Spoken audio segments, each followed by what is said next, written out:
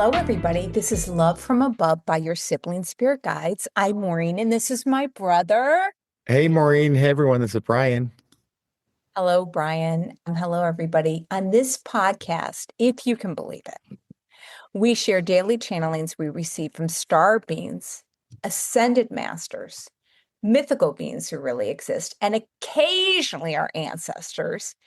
And today's topic, we do this occasionally, but believe it or not, we've got new messages from other worlds. We've across galaxies, oceans, and on our Earth, new voices are emerging. We'll hear from beings who plan to reveal themselves to us soon.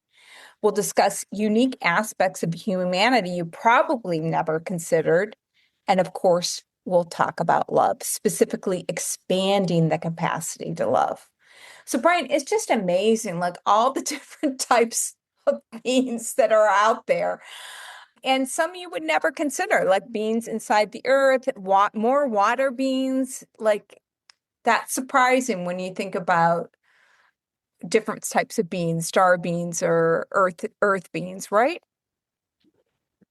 Yeah, I know. And I know it's hard for some people if you can't see and you can't, touch, you can't, that it's hard to understand, but they do exist and it's a consistent thing we've heard. And I mean, really validate, we have a lot of validation, but not that we're really concerned with that. But anyway, it is interesting, just the assortment of beings from, I mean, you can't, I mean, there's been so many. It's just hard to catalog all of them, but it is fascinating. So I'm going to start from April 9th, 2026. Beings from inner Earth who work with Mother Earth. Darling, we encircle the hallowed brain with our loving energies. We encapsulate the cerebellum and invade the sound senses with the wellness of our eternal selves. Hold on, for this ride is joyful. The nature of our beings is unlike your physical selves. We habituate this frequency to correct misperceptions of our ultimate selves. Though we do not resemble humans in our outward appearance, the loving energies of our natures direct our wills and our activities. We habituate the inner realms of earth at this moment. However, we shall soon reclaim lands we once inhabited. So wait, let me just pause there. What do you think of that, Maureen? So that these beings, and it's just hard to imagine, like there's these. I think we've read about this like cities in the earth, and I don't know, but what about the fact that they're going to reclaim the land they once inhabited? I assume that they're coming to what this part of Earth is called, which is Middle Earth, and that they're going to be, yeah. So I welcome them to our party. But Yes, yeah, they are welcome. But, and obviously these are their lands. They're reclaiming what was once theirs. But right.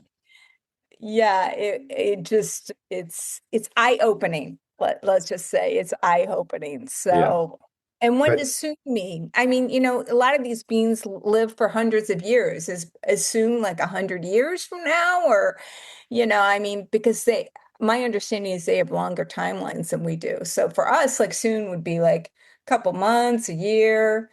So I don't know. It's fascinating. right.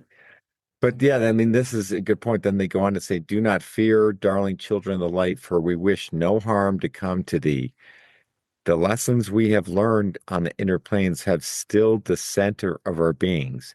We harmonize with the flames of inner earth. In this way, our residual selves live quiet and harmonic lives. We specialize in tending to these frequencies, adding to the core messages that Mother Earth resonates by her own nature. Her resonant frequencies grow stronger, not weaker as humans surmise. She awakens from a great slumber, sloughing off the damage done in the previous eras.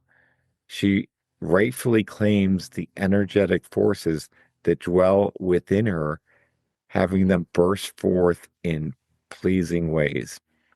She is not unlike a grandmother doting on her delightful offspring. The silver plains of which you shall gaze upon are one way to rectify humans' blunders with the core frequency of the earth. You shall see that regardless of damage that occurs, the healing frequencies rectify, store, and return all to its rightful balance.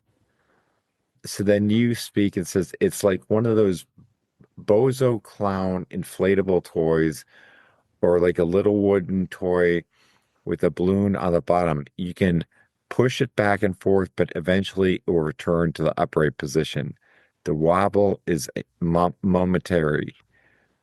And they said, yeah, this is correct. Now we return to our rightful dwelling places. So interesting. So the one thing that it all makes sense to me. The one thing I didn't realize that Mother Earth was awakens from a great slumber, so that she was, you know, in a great slumber. I'd never heard of that before, but now trying to.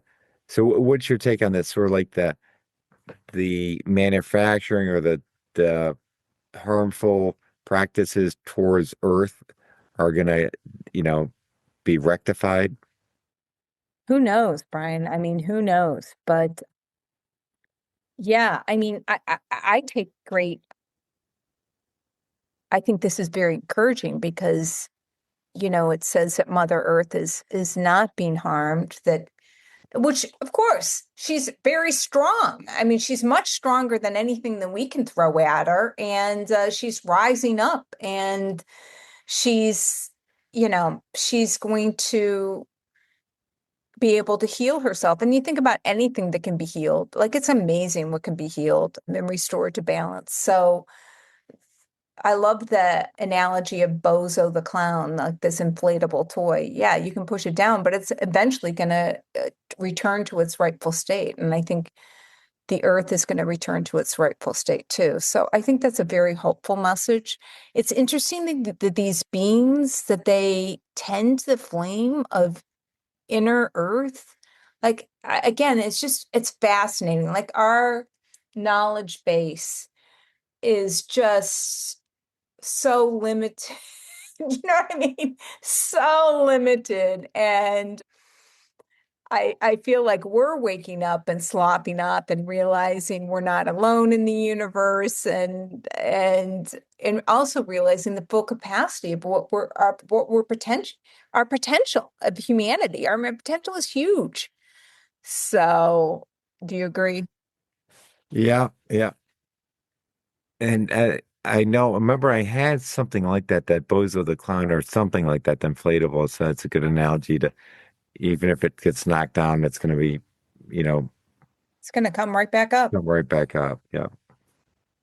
Okay, so the next one is from December 18th, 2025. So, what we do is we go through the archives and pick out messages on the same theme. And these are watery beans, which again, Brian, this was a real shock to us. Watery beans are attracted to our planet because so much of the surface of Earth is water. And these were water beans communicating from their watery planet. So anyway, they begin by saying, "Darling, we attend to you now as you relax in this abode. The gentleness of the human touch is rare among species. The capacity of your fingers to graze another human being is unique among the worlds." Brian, I did not know that. Did you know that? No, I know it says, yeah, it's, it's, it's something that I was not aware of as being, unique, but it's interesting. Yeah, so they say, "We caution you not to overlook this rare and delicate aspect of human life. We speak to you now through the waters of our homeland, far away from the earthly realm. We use conductive properties to communicate with you.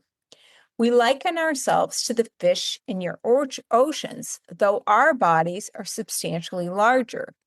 We have dual fins that allow for easy movement within our well-balanced waters.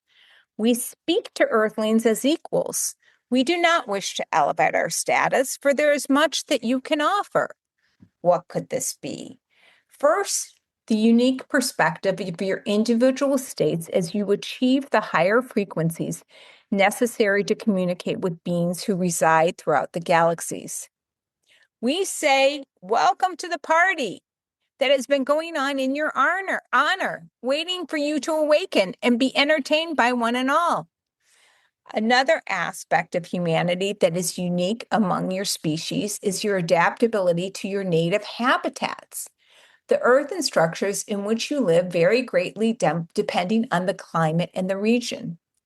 Most beings use a singular structure across the multiverse, but your individual expression through your homes and your being is something we admire. We also facilitate the extension of familiar corporations, groupings that resemble large families, who interact and utilize resources for the greater movement of the whole. This adaptive concept is, again, unique to the earthly structure. So, Brian, isn't that fascinating? Like, it's like going to a different country and you're like, oh gosh, I don't really, I never realized that people can live like that. And it's like what they find unique about humans, something I would never consider, like the touch that Hmm. are, there's different types of buildings, corporations. Yeah, it's surprising. Yeah. I don't think they mean the actual corporate, I mean more like the family structure or group. Yeah, but yeah, I mean, or just the groupings. But yeah, it's just not only that, but the adaptability to your native habitats they find interesting. So it's interesting, I guess, it's just from an outsider's perspective to see what they find interesting. Is like when you go to a new country and there's new, customs or some things are or seem different from the way you're used to doing things, but this is sort of what's happening here. So yeah, I think it's really interesting. And then how they look. So they're like our fish, but substantially larger. We have dual fins, Yeah. Yeah, I know. and they're like, oh, and then they're like, oh, we will not elevate ourselves above you. And it's almost like, well, most people would in our situation. But, Yeah, um, obviously they're more advanced to us, but it's a good, I mean, I think the core message is they value humans and, and recognize our unique ways of living, I guess. And so it's yeah, they treat us as peers, not as they don't talk down to us, which we do get a lot of that talking down from other beings, sort of, or not really, but sort of like, you know what I mean. Sometimes some of the comments are sort of somewhat interesting, but no, I like this message. oh my gosh, yeah, it's funny. So you want to go to the next one, which is February 4th, 2026, a message from the robust ones. We begin now. The robust ones call upon thee, robust for their ever-present charges, ignited encircling their generous circumferences. You are puny in comparison to the ultimate selves. They begin the first instruction, which is the importance of the interior sight. Humans, look around you. But do you truly notice the heart beating within the steadiness of your breath? The focus on the internal structure is necessary to leapfrog the ultimate next status. You regard the path as a cursory obstacle. Focus on the internal sensations that arise within the bodily frame. Bring forth emotions that drive your days. In the earliest examples of your human growth, the basic needs functioned as an alarm bell. Cries elicited feedings, changings, and naps. As the basic structure of your physical body grows, the importance of those seminal moments are often forgotten as new upticks replace the basic code of survival.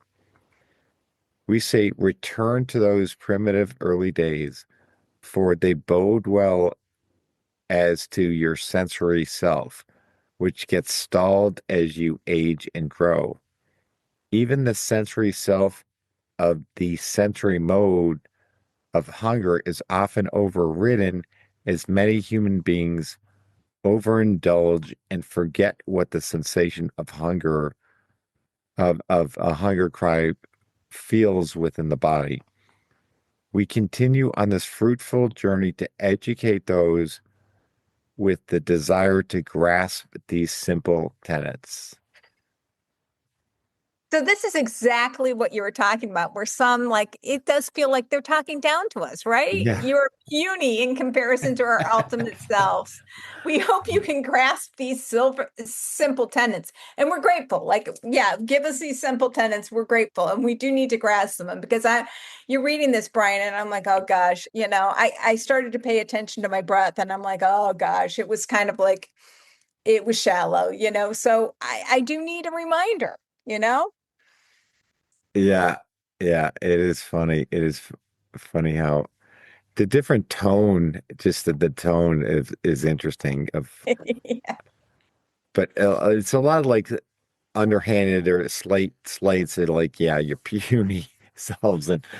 But, we're appreciative of them trying to educate us to these simple tenets, as they say. But I don't know. So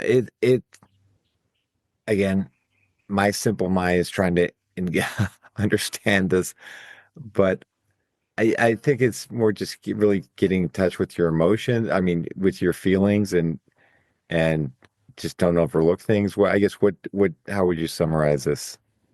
Yeah, I love the example of the analogy of the baby, when a Yeah. baby needs food and it's like, and they're saying, so many humans have just overindulged. They don't even know what hunger feels like anymore. And, and just saying something. Yeah. And I'll give you an example. 2 days ago, I was in the elevator of this hotel and there was just a couple that was just having a discourse that was really disturbing to me.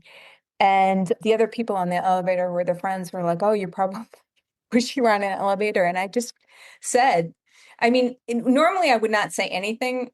And I would just kind of pretend like, oh, English is not my main language. But I just said, yeah, I find this very disturbing. You know? uh, and that's it. They asked, and I said, yeah, I find this dynamic very disturbing. And then it was total silence in the elevator the rest of it. So that's not where it's at.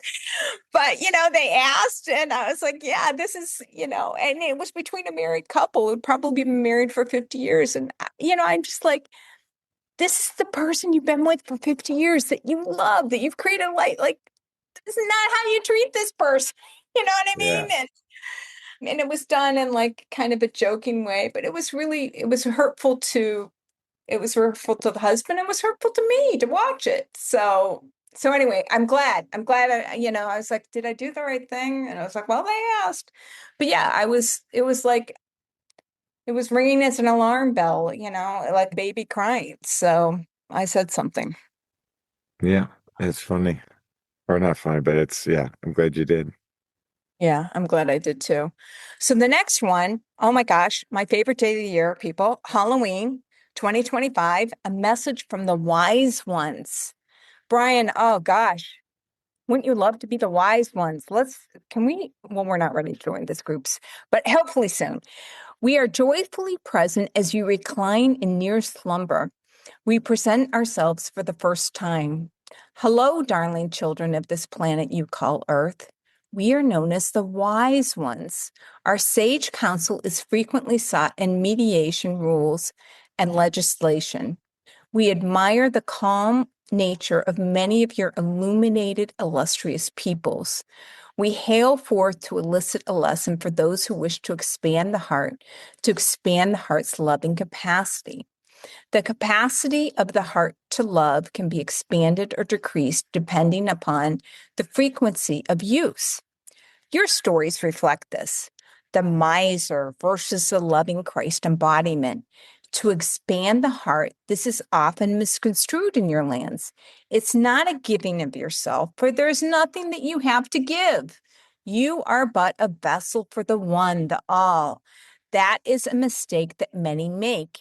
They give over and over again until depletion, then illness, then death. The correct form is illustrated by your Christ and other divine figures. The true wealth of all that is comes through and radiates to those around you. Without your knowledge or intent, your being suffices to grow the love of those around you. There is no doing, there is only being. This is the reflective nature of the Christ-like nature sought by many. They would be better served staying indoors and reflecting on the true nature of the one and all. Not that we oppose the good works proposed by many, but these are short-term solutions to the greater problems. The key, as with everything, lies within. Isn't that beautiful, brother? It is, and it's funny because I think it goes against, you know, everything about humanity, about being versus doing, because most humans are all about, getting things done and doing things and making an impact. And, you know, they, I like it that they emphasize not doing, only being, and you'd be better served by internal reflection on the divine rather than focusing on, doing good work. So isn't that interesting? I think I've read things like that, it's just focus on in the internal and not on, you know, external tasks. But I think that's interesting. You know what it reminds me of? This was years and years ago, and I was studying Buddhism. It was when I was beginning to study Buddhism, and they had a prayer. And at the time, there was someone that I knew that was dying and it was in a lot of pain. And so this was a prayer that you could do where you would like take their pain away from them. And which this is a practice is in Buddhism. Like a lot of these monks will take along the suffering of the whole planet. Like they'll just put it on. But I missed a key part of it, Brian. So I put it on myself and I felt it. I was like, oh my God. And then I called over to this gentleman in Indianapolis and he was doing great. Like he had suddenly had a miraculous career. But there was one key part of it that was missed. It was like, you do not take it on yourself. You transfer it like to the divine. You do not, you're at the empty vessel. Like again, I mentioned this bridge that we talked about like in our last episode. It's not that you take it on yourself. It's like you take it and you put it in the divine and then offer that as an assistance to them. So that's what this reminded me of. It's like, we are but an empty vessel. That is it. We are but an empty vessel to be filled with divine light. Yeah, yeah, right. I mean, the vessel for the one and all, I guess, is like they said, but yeah, flow through. She has to flow through you, not retain it like you're saying. I know Right now, I I was holding on to it, and I was like, wow, wow, wow. And like I'll call over to Indianapolis. Oh, he's doing amazing. We don't know what's happened. Well, I know what's happened, but then you can take it and you can put it out into the field and not carry it yourself. And that's the key. That's the key. That's the key. It's not for you to individually carry yourself. Does that make yeah. sense? Yeah, it reminds me, we went to a Dr. Joe Dispenza, a workshop, and I met this lady who was like an empath, and it was actually a really good session for her because she said she couldn't attend like webinars and things like that because the energy from all the people she would feel and take on herself, and even being around groups of people was hard for her. And then but during that workshop, she was able to learn how to, you know, focus it so it flew, didn't stay with her, so to speak. So anyway, yeah, that's another interesting example of that. But that no one needs to be taking on the pain of the world, or and that's not what you know what anyone needs. So, but I think it's interesting. Yeah, and aren't we grateful for all those monks? I mean, literally, and I'm sure there's nuns and priests and everyone who do that as well, but who, take on the pain and the suffering for the world and not for peace. So yeah, it's a beautiful practice. And so, Brian, do you want to end us off with the ascended ones for December 28th of 2025? Hello, darling one. We return to embrace you with love and warmth. We acknowledge our absence over these many days. We could not come before because of the cat. Cats are indeed wondrous creatures who are able to see between worlds. They are to be admired in every aspect of eternal lives. Our worldly attentions are tuned to the history of the ascended masters. We rightfully claim our place within this esteemed lineage. We hail from beyond recorded time and are among the first to have stepped upon your watery plains. We acknowledge that many have come before us. However, we assume our rightful place in the pantheon of the ascended masters. We have come before, and many will return soon as the light that engages this planet, it allows for more light beings to enter. Few dare to plunge into the lowest astral realms without harm to the integrity of their being. As the planet lightens, it will grow less dark and more beings can enter to offer greater assistance.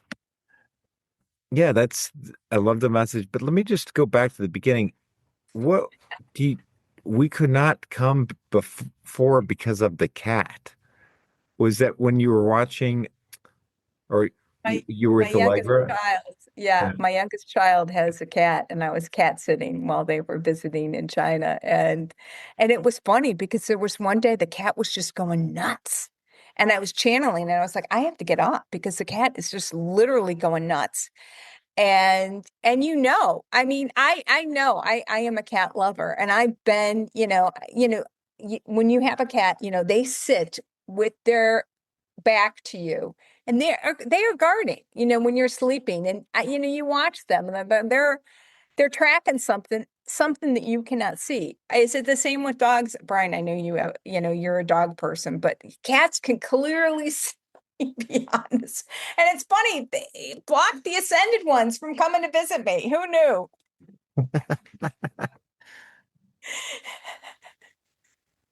So do Right. dogs do the same thing? I mean, I don't know, does your I don't dog know. I mean, track? sometimes we think that our dog is like there's no one in the room and it's like growling at something, or like, and my wife's like, I think, see, there's someone here or something. And I'm like, I don't know. I have no idea. It could be.